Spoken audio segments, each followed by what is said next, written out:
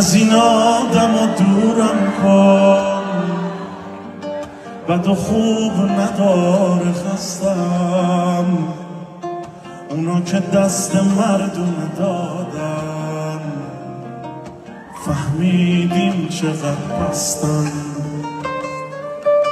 از این آدم و دورم کن، نمیخوام هیچکیو اصلا، تا وقتی کارشون گیره همشون دورمون هستن. این روزا تشنه یکم مردونگیم، اما که حیف نیست لااقل تو بام بمون، نزار بشن چشمای من خیست.